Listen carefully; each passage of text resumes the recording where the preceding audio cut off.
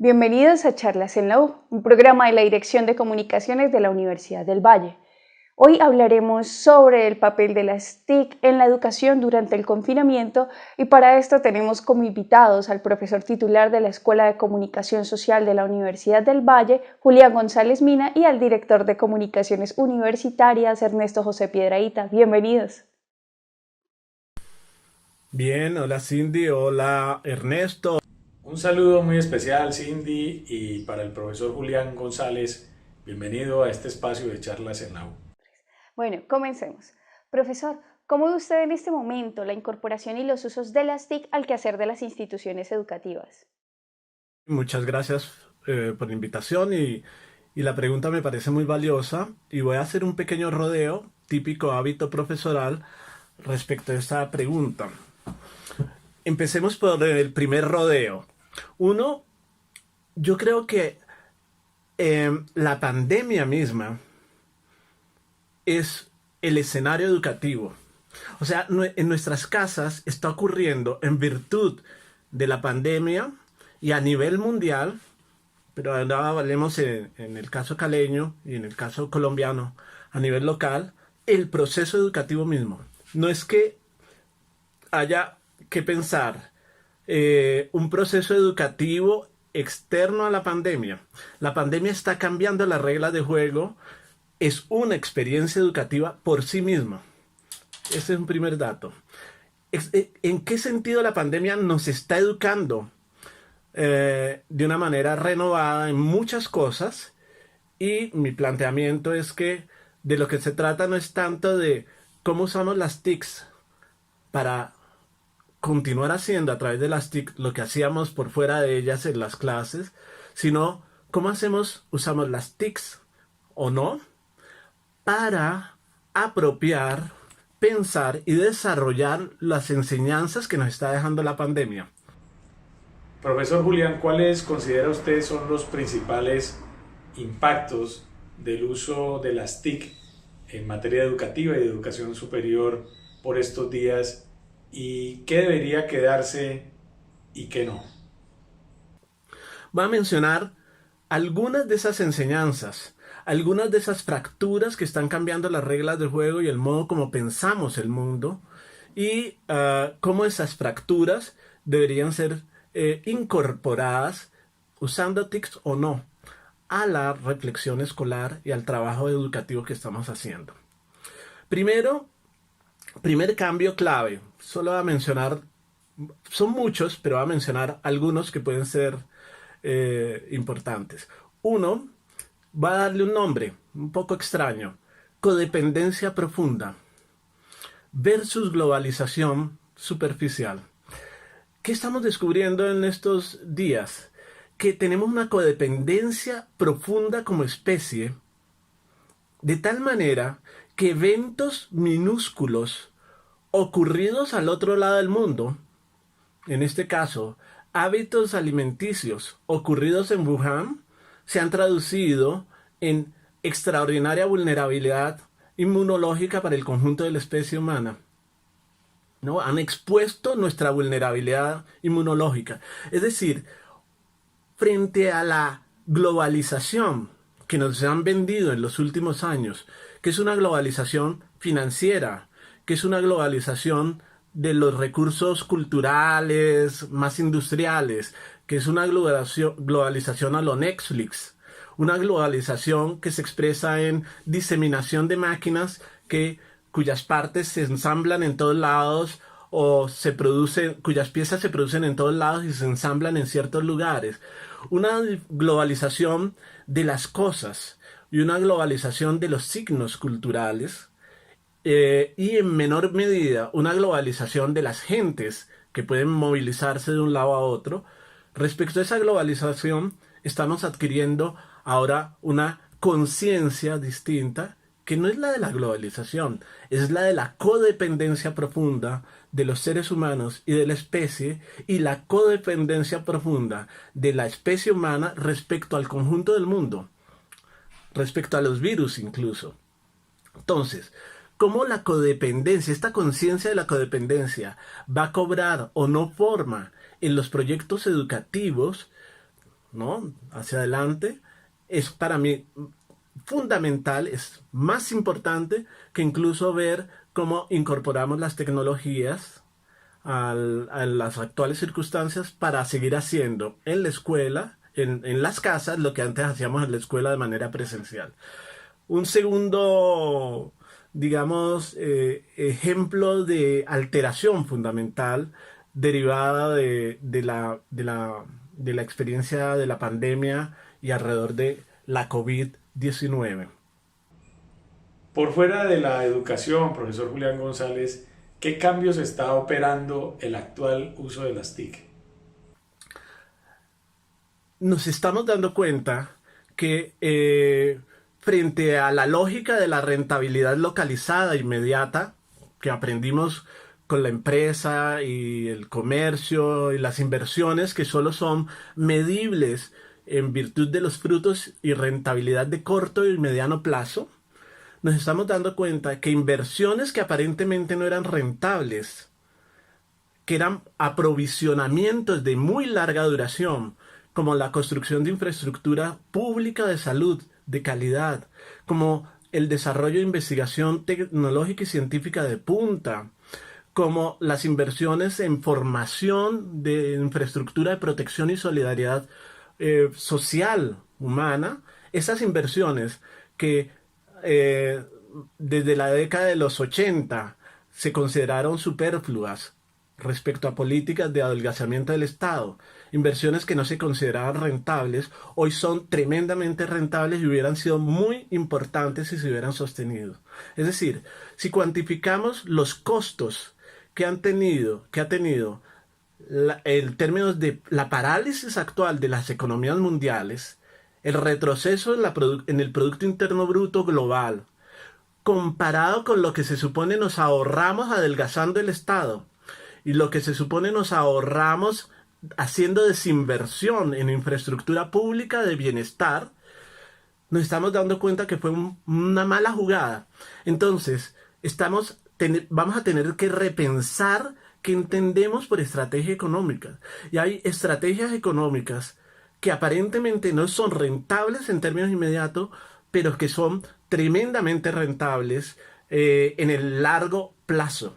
En estos momentos, la inversión pública y social, por ejemplo, en contener y parar, digamos, el cambio climático, puede ser aparentemente muy costosa, algunos la desestiman, pero esa inversión, comparado con los costos que va a implicar en el futuro no haberlo hecho, es mucho más pequeña que los costos que vamos a tener en el futuro a la hora de hacer trabajo paliativo respecto al cambio climático.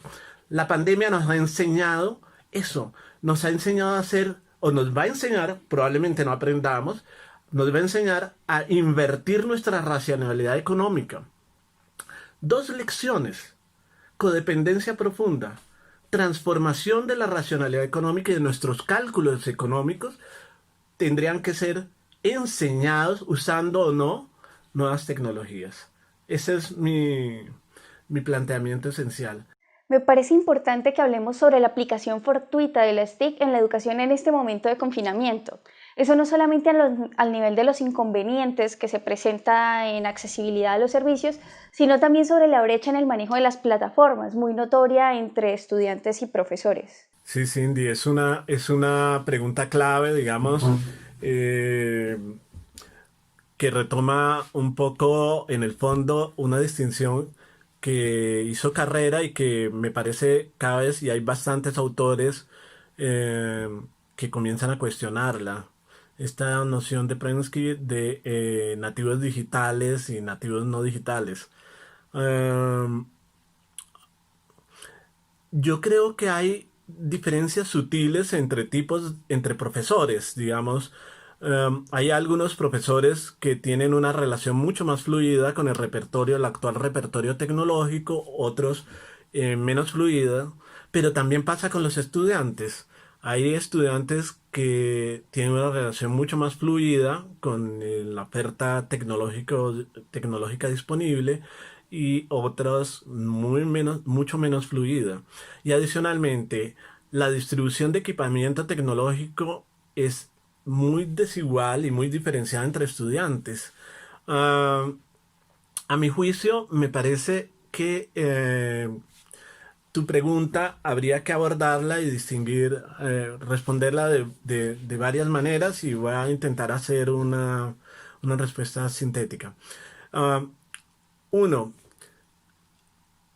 la primera respuesta es, yo creo que en las actuales circunstancias con Wi-Fi muy mal distribuido, insisto en en ese tema, habría que priorizar menos eh, intentos sincrónicos de clases, que eso no tiene que ver con problemas de manejo de la tecnología, sino simplemente problemas de comunicabilidad y conectividad real.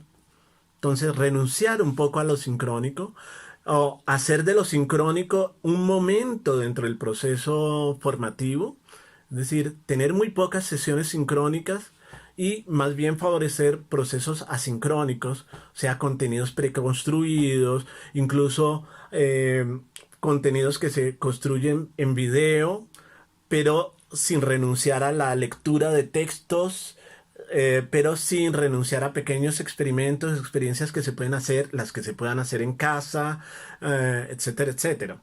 Entonces, yo prefiero, en las actuales condiciones, por las dificultades que tenemos y por la sobrecarga, además de eso, que el sistema actual de aprovisionamiento tecnológico existe. Es decir, montón de gente en los hogares usando al mismo tiempo Wi-Fi significa menos posibilidades, menos estabilidad en el sistema. Respecto a eso, yo prefiero inclinarme o sugeriría inclinarse más bien por contenidos asincrónicos con algunos contenidos o momentos de deliberación, más debate, etcétera, etcétera, sincronizados y muy cortos, ¿no? Me parece mucho más razonable. Y por el otro lado, uh, favorecer, en el caso de los estudiantes, procesos de producción, pequeños procesos de producción que ellos puedan realizar en sus casas con los recursos disponibles en sus casas y que esos recursos disponibles en sus casas se puedan poner en reservorios o se puedan mandar a través de los canales que menos sean menos traumáticos para establecer comunicación con los profesores. Y los canales menos traumáticos claramente no son definitivamente los menos traumáticos son probablemente los viejos canales de comunicación, desde correo electrónico y en este momento WhatsApp, es decir, apelar a los canales de comunicación para distribución de tareas y responsabilidades y todas esas cosas menos costosos tecnológicos, más eficientes y más simples tecnológicamente. Con base en su experiencia, profesor Julián González, ¿qué recomendaciones le daría usted a sus colegas para el uso de las TIC y para mejorar esta relación docente-estudiante? Ernesto, sí, sobre los aprendizajes, digamos lo que yo he aprendido y lo que he visto de otros colegas que me ha parecido bastante valioso y que son aprendizajes para el trabajo de enseñanza en las actuales circunstancias. Ah, yo creo que hay un conjunto de aprendizajes que voy a resumir en los siguientes términos. Uno, low tech. Uh, Mejor aprovechar las dimensiones de baja tecnología para el trabajo educativo. Es decir,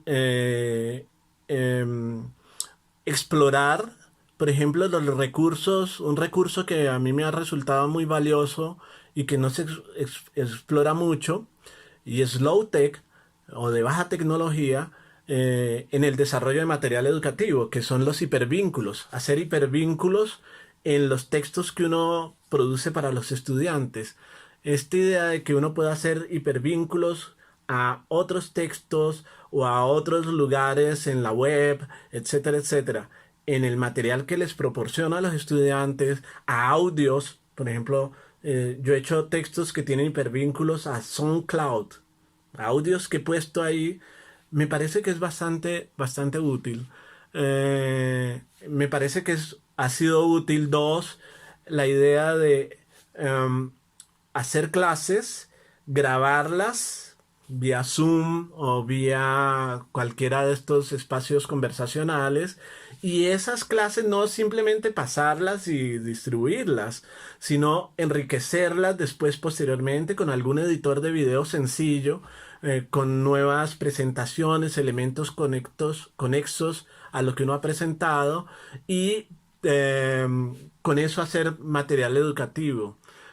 Sigo en la lógica 3, en la lógica de lo low tech, baja tecnología.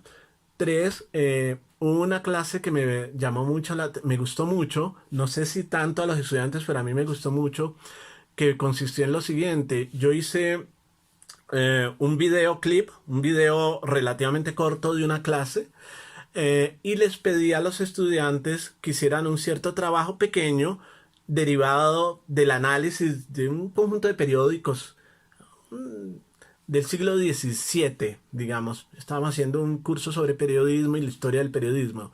Ellos hicieron sus análisis y después grabé un video que recoge los análisis que ellos habían hecho.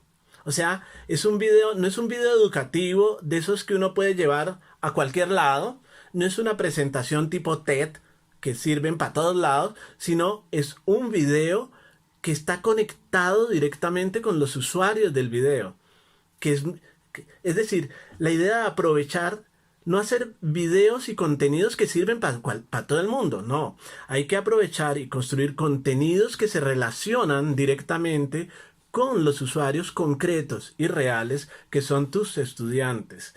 Esa apropiación, aprovechar las particularidades comunicativas de lo que estás produciendo como contenidos me parece fundamental. Nuestra ventaja cualitativa respecto a lo que podría ser, no sé, National Geographic o cualquier video YouTube, cualquier profesor carismático en la web. Nuestra ventaja cualitativa es que tenemos una relación directa, concreta, local, situada con estudiantes concretos y reales. Y entonces nuestra producción low tech en la web o en YouTube o en donde sea que hagamos, debe aprovechar esa diferencia cualitativa, debe aprovechar las preguntas que nos hacen los estudiantes concretos con nombres concretos, debe permitir producir un tipo de contenido educativo que se relacione y conversa con la historia del estudiante que está en mi clase. No contenidos educativos que le sirven a todo el mundo, no, contenidos educativos que le sirven sobre todo a mi audiencia localizada, que son los estudiantes con los que converso y comparto. Esas serían mis recomendaciones. Bueno, profesor, ¿cuáles han sido las transformaciones que ha percibido en el uso de las TIC en esta circunstancia especial, donde lo repentino de las medidas de aislamiento de alguna manera nos ha coaccionado al uso de esas herramientas? Bien, ese es Cindy, una pregunta clave. Han hecho preguntas muy valiosas todas. Esa en particular me parece fundamental porque eh, si uno piensa, digamos, uno puede hacer mucha teorización sobre tecnologías, educación, etcétera, etcétera. Pero esta circunstancia de confinamiento generalizado es tan particular que incluso nuestras teorizaciones previas tienen que ser puestas a prueba y tienen que ser reinventadas y repensadas. Voy a hacer un paralelo. He estado conversando con una prima mía a la que aprecio mucho. Ella está en el corazón en este momento de la pandemia en New Jersey, es enfermera. Y una de las cosas que me decía ella es que básicamente las rutinas, los protocolos y muchos de los conocimientos que tenían acerca de qué hacer, por ejemplo, en casos de expansión de la neumonía, o qué hacer en casos en que aumentaban los trombocitos, ¿no? Dos efectos muy preocupantes del SARS-CoV-2, muchos de esos aprendizajes, muchos de esos protocolos que ya conocían, están siendo puestos a prueba porque no les funcionan. Entonces ella me contaba que todos los procedimientos, todos los protocolos médicos que conocían para atender este tipo de situaciones tenían que estar siendo reaprendidos en la COVID-19. Los tipos de síndromes, los tipos de síntomas les resultaban muy desconcertantes. Me parece que hay algo análogo nos tiene que pasar a nosotros en el campo de la educación.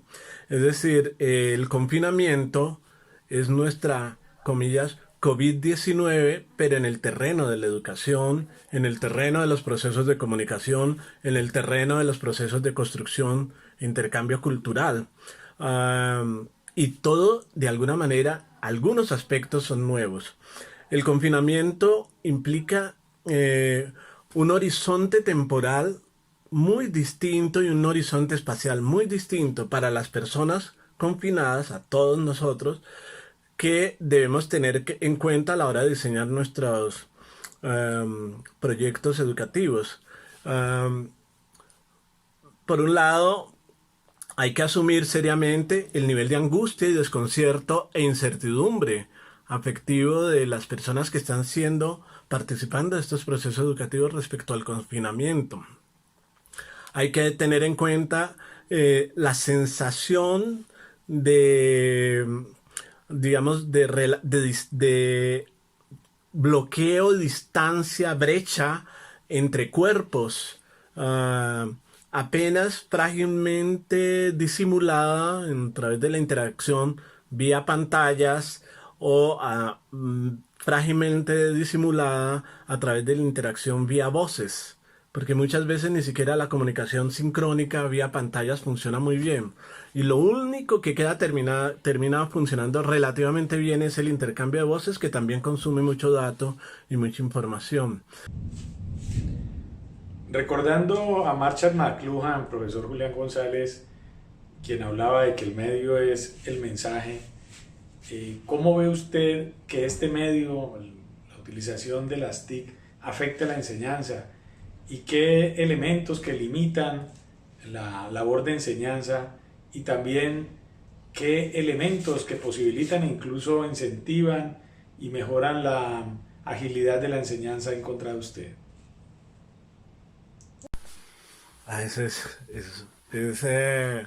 Es clave además la citación, la referencia a Marshall McLuhan. Yo me pregunto qué estaría pensando Marshall McLuhan en estas circunstancias, así como me pregunto qué estaría pensando Walter Benjamin, qué estaría pensando gente extraordinariamente fina y valiosa a la hora de pensar, digamos, circunstancias tan particulares y tan extremas como las que estamos viviendo ahora. Y frente a esa pregunta, Ernesto, yo me hacía la pregunta hace un instante acerca de cuál es realmente el medio en estas circunstancias. Yo no sé si vale la pena recordar que McLuhan, que tenía estas frases un poco publicitarias y muy efectivas y muy efectistas, al fin y al cabo era básicamente un analista literario, digamos, y sus referencias literarias y su pensamiento literario lo hizo particularmente agudo para el análisis, pero también para la construcción de frases muy eficaces, digamos, en términos comunicacionales. Si recuerda, McLuhan, cuando, digamos, la metáfora de McLuhan, o el modo como razón, es contraintuitivo. Invierte los términos convencionales con que realmente solemos pensar estos asuntos. Cuando dice que el mensaje de los autos, el medio auto, son las gasolineras, las autopistas, es decir, toda la estructura que se necesita para soportar este medio, ¿sí?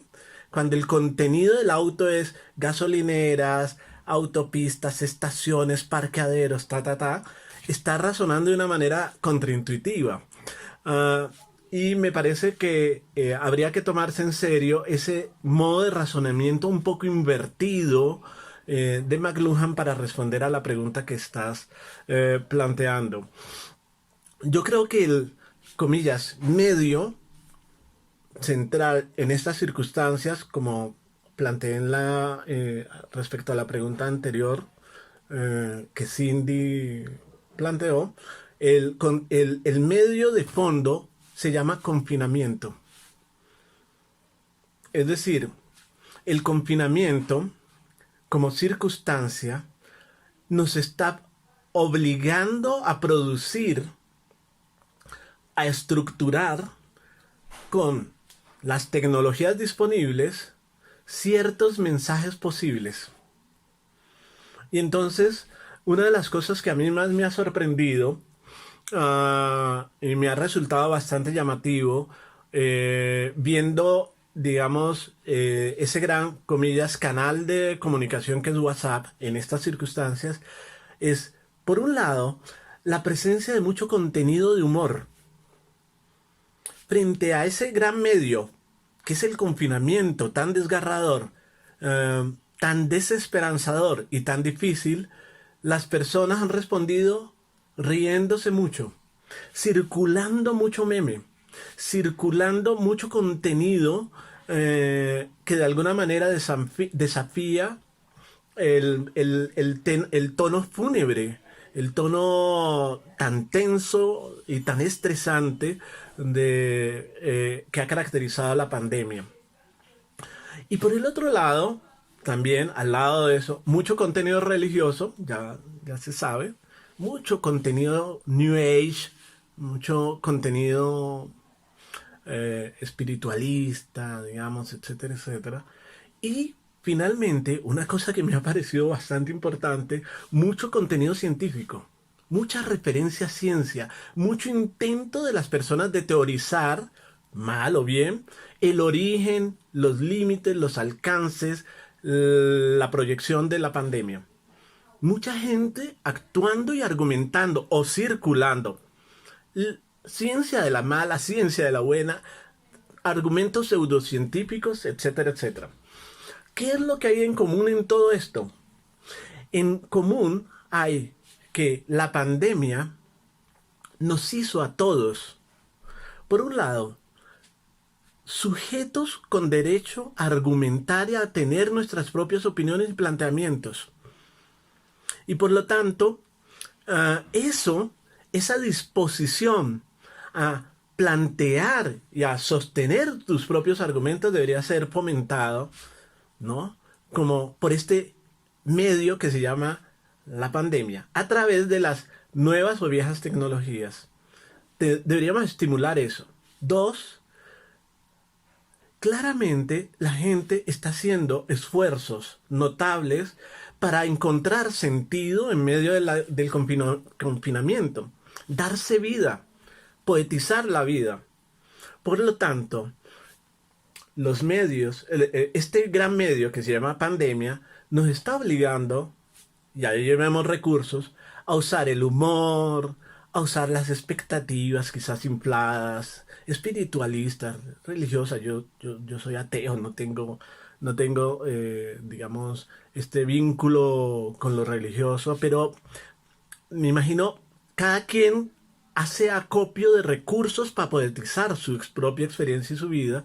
Entonces esa dimensión también es importante. Digamos, esos intentos de ponerse en plan de darle sentido a algo que cuesta encontrarle sentido. Y 3, me parece que es clave, el humor. El humor.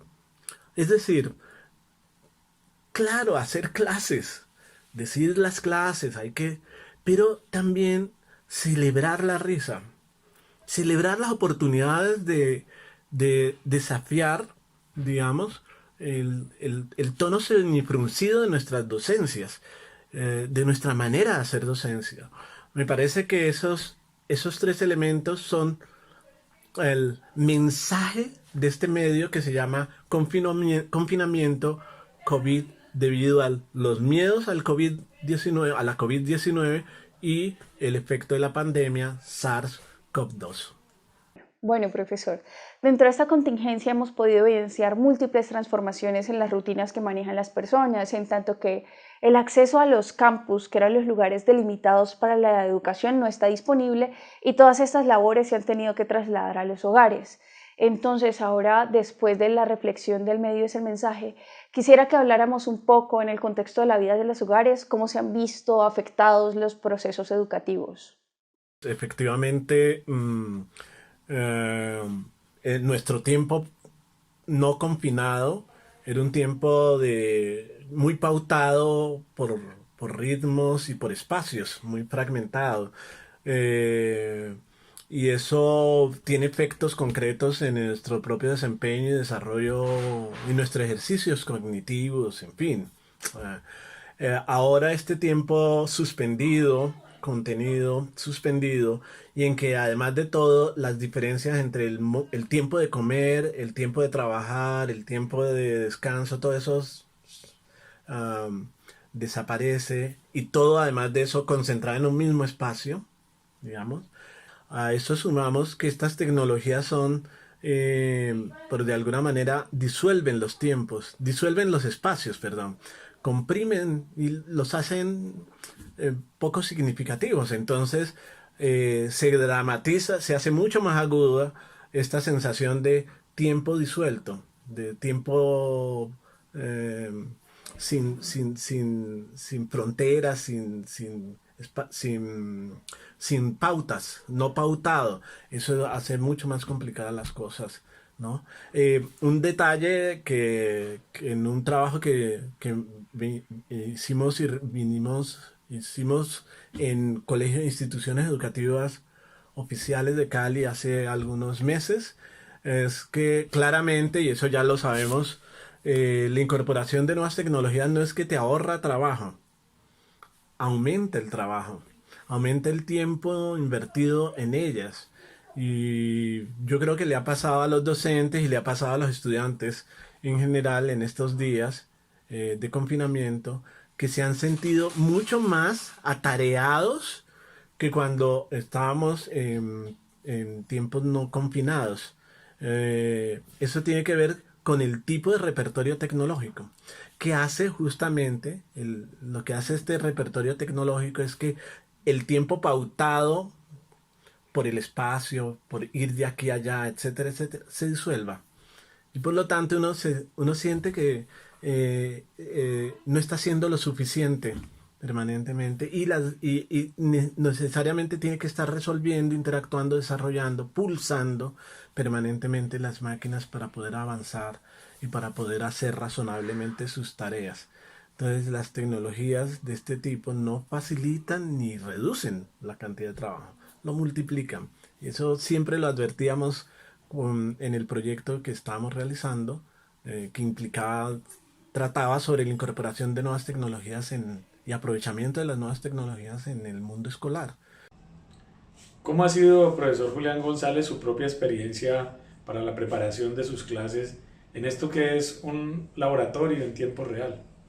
Estamos, como en la metáfora, el relato que les conté sobre una prima mía en un hospital en New Jersey. Estamos, claro, improvisando y conduciendo el tren en movimiento, reparándolo, ajustándolo, cambiando, mientras el tren está en movimiento.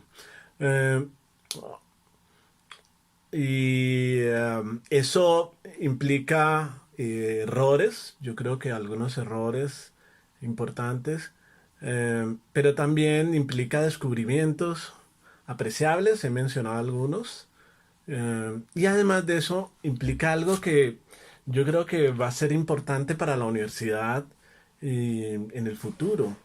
Implica que son pensables de manera acelerada. Muchos profesores comenzamos a ver posibilidades que hace unos cuantos meses no contemplábamos en relación al uso de este repertorio tecnológico como modo de trabajo docente.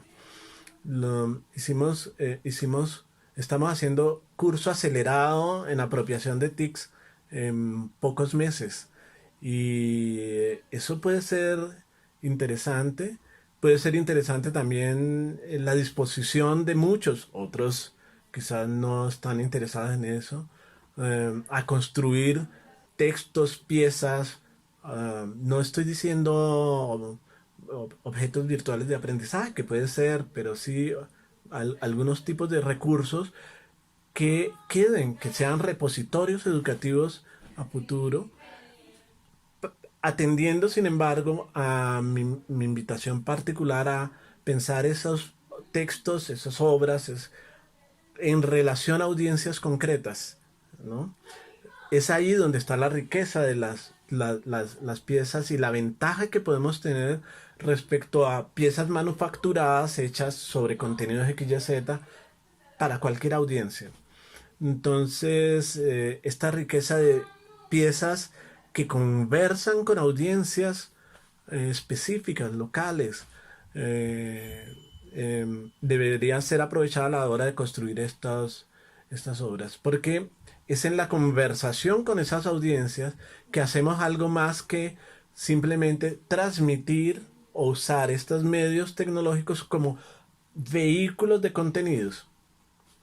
Sin esa conversación, lo único que hacemos es traducir o montar videos o piezas de cualquier tipo que van de ahí, de, de los libros a las pantallas. La mediación conversacional con audiencias concretas es lo que hace la diferencia en las piezas que terminemos construyendo. Quisiera, profesor, que usted me hiciera una reflexión en el sentido de qué le deja en particular, en especial, a la Universidad del Valle toda esta experiencia que se está presentando en relación con la formación, con un énfasis muy fuerte en el uso de las TIC. Es una oportunidad también para atender y entender la importancia de una universidad abierta. Creo que con mucha frecuencia la universidad ha sido clausurada y cerrada, y creo que la pandemia nos está enseñando que la universidad es mucho más que un lugar donde la gente va y toma clases. Es un lugar donde la gente se encuentra, es un lugar donde la gente conversa, es un lugar donde la gente sobrevive. Hay muchos casos, viendo los casos críticos de estudiantes que ven que están sufriendo muchísimo, porque la universidad está cerrada y porque la universidad era un lugar donde se ganaban también la vida.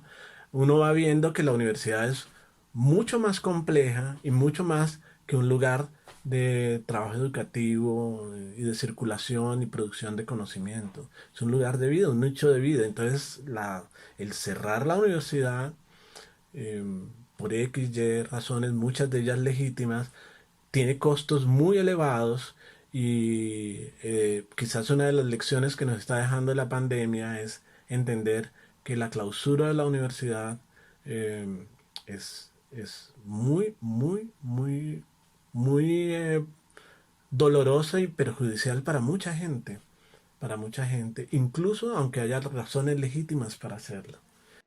Bueno, agradecemos al profesor Julián González y a Ernesto Piedrahita por hacer parte de Charlas en la U.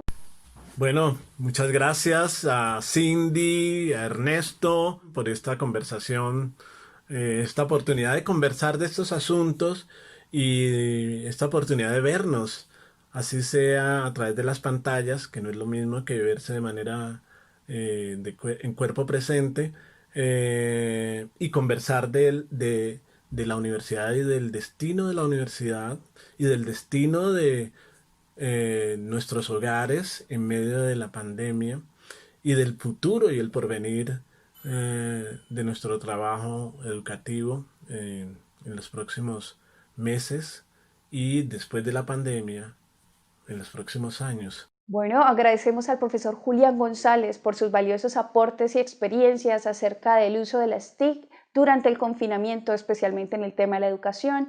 Agradecemos a la teleaudiencia que estuvo pendiente de esta emisión y esperamos contar con su compañía en próximas ediciones de Charlas en la U, un espacio de la Dirección de Comunicaciones de la Universidad del Valle. Hasta pronto.